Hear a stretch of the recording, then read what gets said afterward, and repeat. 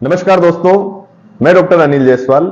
आज हम बात करेंगे शाटिक पेन के बारे में। तो शाटिक जो पेन होता है, जिसको अक्सर आमतौर की भाषा में शाटिका बोलते हैं, तो इसके बहुत सारे रीजन होते हैं। मैं आपको रीजन बताऊंगा। सबसे पहला रीजन होता है डिस्क में प्रोलैप्स होने के कारण, मतलब गुरिया खिसकने के कारण। ये जो शाटिक नर्व होती है वो L4 L5 L5S1 से निकलती है। तो अगर L4 L5 L5S1 पे कहीं पे भी अगर डिस्क प्रोलैप्स होता है तो शाटिका उसके कारण होता है। दूसरा रीजन इसका होता है एसआई ज्वाइंट इंपीजमेंट। जो सेक्रेट लेग ज्वाइंट होता है कमर के निचले वाले हिस्से में, यहाँ पे ये जो ज्वाइंट बनता है, यहाँ इसको एसआई ज्वाइंट बोलते हैं। तो अगर नर्व इसमें एसआई ज्वाइंट में इन्फ्लामेशन आ गया, सूजन आ गई, तो भी नर्व कंप्रेस होती है, उसके कारण भी शाटिका हो जाता है। तीसरा इसका रीजन होता है यहाँ पे लिस्थेसिस हो जाना। लिस्थेसिस का मतलब होता है वर्टिब्रा एक दूसरे के ऊपर ऐसे फिसलना, तो उसके कारण भी शाटिक नर्व कंप्रेस होती है, तो शाटिक पेन आने लगता है, उसको शाटिका बोलते हैं। चौथा और बहुत ही इंपॉर्टेंट कारण जिसको लोग अक्सर नजरअंदाज कर देते हैं, उसको बोलते हैं पायरिफॉर्मिस सिंड्रोम।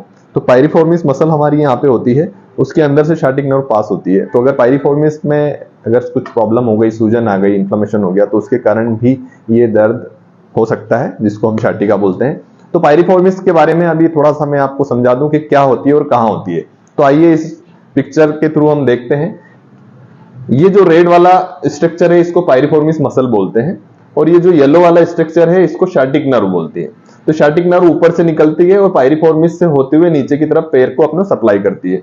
तो अगर ये पायरिफॉर्मिस मसल में, जैसे कि आप यहाँ देख रहे हैं रेडिश कलर, थोड़ा सा और पेनफुल पॉइंट दिख रहे हैं यहाँ पे, तो पायरिफॉर्मिस मसल में इन्फ्लेमेशन हो जाता है, सूजन आ जाती है, तो उसके कारण ये नर्व जो कि इसके अंदर से पास हो रही है वो दब जाती है। दबने के कारण पूरे पैर में नीचे की तरफ दर्द आने लगता है। तो इस दर्द को हम पायरिफॉर्मिस सिंड्रोम बोलते हैं। तो अब पायरिफॉर्मिस सिंड्रोम होता क्या है ये मैंने आपको बता दिया।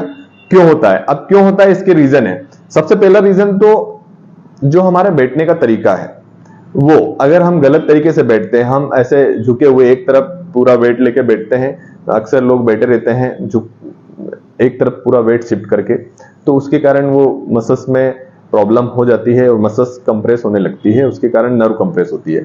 दूसरा इसका रीजन रहता है पर्स, जो वॉलेट हम पीछे की जेब में रखते हैं, तो वॉलेट के कारण भी, क्योंकि हमारा वॉलेट जहां रखते हैं हम वहीं पे वो नर्व होती है, तो वॉलेट के कारण भी उसमें कंटिन्यूस प्रेशर आने के कारण मसल्स में इन्फ्लेमेशन हो जाता है, उसके कारण भी ये नर्व कंप्रेस हो जाती है, जिसको शाटिक नर्व कंप्रेशन बोलते हैं।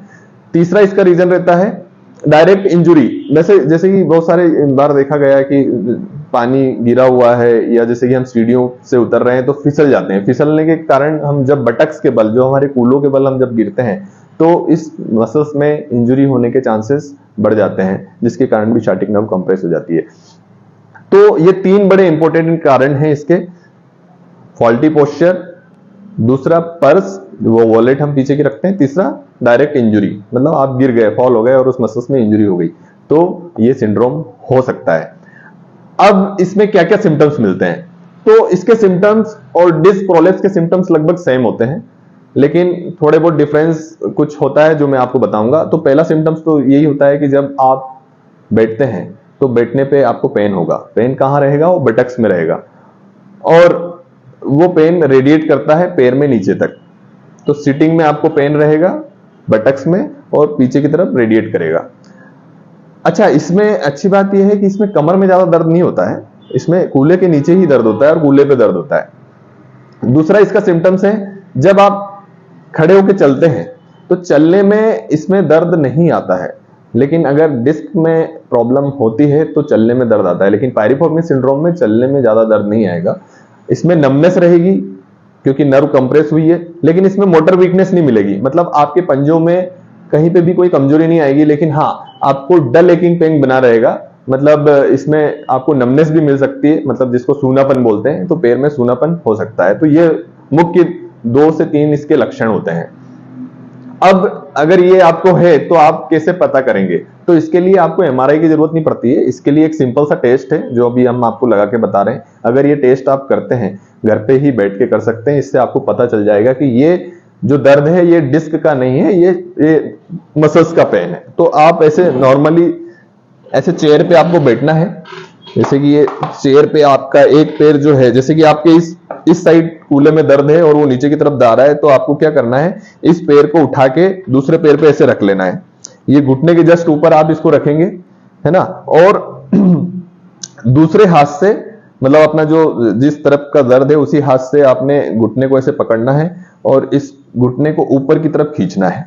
इसको ऊपर की तरफ खींचेंगे और आप कोशिश करेंगे ये अपोजिट साइड के शोल्डर की तरफ जाएगा और शोल्डर पास में लाने की कोशिश करेंगे। अगर ऐसा करने में आपका दर्द पूरा नीचे तक जा रहा है तो इसका मतलब है, इसको बोलते हैं सीटेड चेयर टेस्ट। तो अगर आपका दर्द कूल्हे से लेके नीचे पैर में अगर उतर रहा है तो इसका मतलब होता है ये टेस्ट पॉजिटिव है और आपको पायरिफॉर्मिस सिंड्रोम है। ठीक है, आप समझ लीजिए। इसको ऐसे आपने पैर को रखा, जैसे कि ये आपका अफेक्टेड पैर है, दूसरे हाथ से इसको ऐसे पकड़ना है और अपोजिट शोल्डर की तरफ लेके जाना है। आप शोल्डर की तरफ लेके गए और शोल्डर को थोड़ा नीचे की तरफ झुकाना है तो ये पेन रेडिएट होगा। हाँ, इसमें थोड़ा बहुत स्ट्रेच हो सकता है। स्ट्रेच अगर है तो वो नॉर्मल है क्योंकि मसल्स टाइट हो जाती है तो उसके कारण स्ट्रेच होता है, लेकिन पेन अगर नीचे की तरफ रेडिएट कर रहा है तो ये टेस्ट पॉजिटिव है। इसका मतलब आपको पायरिफॉर्मिस सिंड्रोम है। तो ये एक बार आपको पता चल गया कि आपको पायरिफॉर्मिस सिंड्रोम है तो आपको घबराने की जरूरत नहीं है। आप घर पे ही सिंपल कुछ एक्सरसाइज के थ्रू इसको ठीक कर सकते हैं। और उसके साथ साथ अगर आपकी हिस्ट्री रही गिरने की, आप गिरने के कारण अगर हुआ तो इसमें हम आइस फर्मेंटेशन रिकमेंडेड करते हैं, मतलब बर्फ की सिकाई आपको करना है गिरने के कारण हुआ है तो।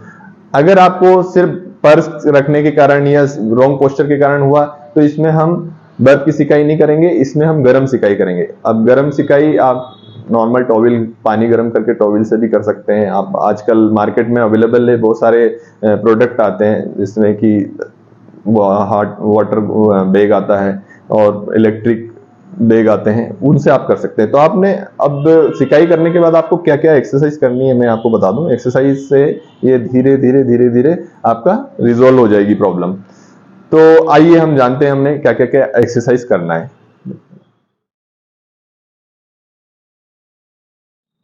तो क्या करना है आपको एक्सरसाइज में, बहुत सिंपल सी एक्सरसाइज है इसके लिए। जैसे कि ऐसे सीधे लेटना है।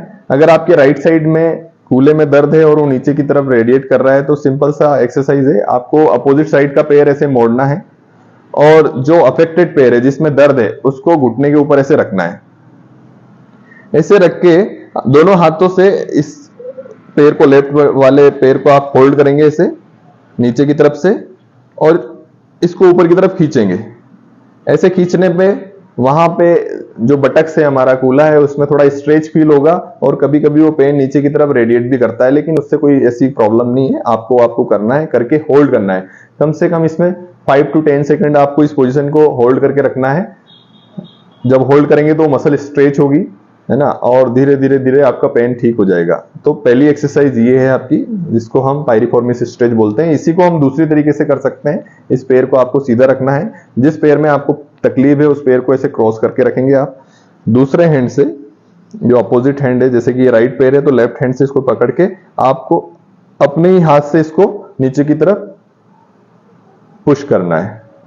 तो आप पुश करेंगे, ये भी पायरिफॉर्मिस मसल का स्ट्रेचिंग ही है।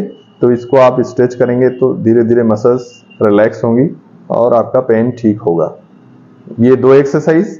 उसके साथ साथ आपको सिंपल, क्योंकि क्या होता है लंबे टाइम तक अगर पायरिफॉर्मिस मसल टाइट रही तो वो बैक में भी पेन क्रिएट होने लगता है। तो आपको सिंपल सी एक्सरसाइज, इसको फ्लेक्शन स्ट्रेचिंग एक्सरसाइज बोलते हैं। इसमें ये ग्लूटियस मैक्सिमस की स्ट्रेचिंग है। इसको खींच के ऐसे अपनी नी टू चेस्ट बोलते हैं, इसको होल्ड करना है 5 सेकेंड, देन रिलैक्स कर देना है। ऐसा ही दूसरे पैर से आपको करना है। 1 2 3 4 5 छोड़ दीजिए। अब दोनों पैर एक साथ खींचेंगे। 1 2 3 4 5 छोड़ देंगे।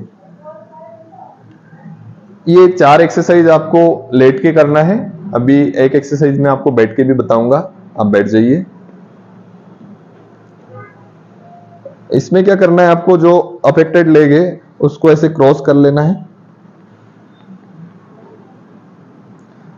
जब हम टेस्ट कर रहे थे इसको पकड़ के खींच रहे थे, लेकिन इसमें हमें कुछ नहीं करना है। ऐसे इस पैर को इस पैर पे रखा, दोनों हाथ ऐसे रख लिए, उसको इस घुटने पे और आगे की तरफ झुकना है। हाथ घुटने पे रहेगा, आगे की तरफ बेंड होंगे जितना आप बेंड हो सकते हैं, है ना। ये भी आपको 5 सेकंड होल्ड करना है, छोड़ देंगे। तो ये सिंपल सी एक्सरसाइज अगर आप घर पे करते हैं तो आपका जो पायरिफॉर्मिस सिंड्रोम है, जो आपका दर्द कूल्हे से लेके नीचे तक जा रहा है, वो ठीक हो जाएगा।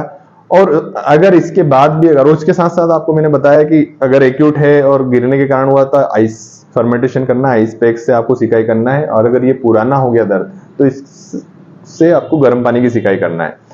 अगर फिर भी आपका दर्द ठीक नहीं होता है तो आप नियरेस्ट फिजियोथेरेपी सेंटर पे जाइए। वहां पे हमारे पास कुछ पर्टिकुलर टेक्निक्स होती हैं, कुछ मॉडलिटीज होती हैं, हम उनको अप्लाई करते हैं, 100% पेशेंट को रिकवरी मिल जाती है। पूरा वीडियो देखने के लिए थैंक यू, धन्यवाद। आगे भी हम ऐसा वीडियो आपके लिए बनाते रहेंगे। और अगर हमारा वीडियो आपको पसंद आया तो प्लीज हमारे चैनल को सब्सक्राइब करिए, वीडियो को लाइक करिए और कमेंट बॉक्स पे कमेंट लिखना ना भूलिए। Thank you.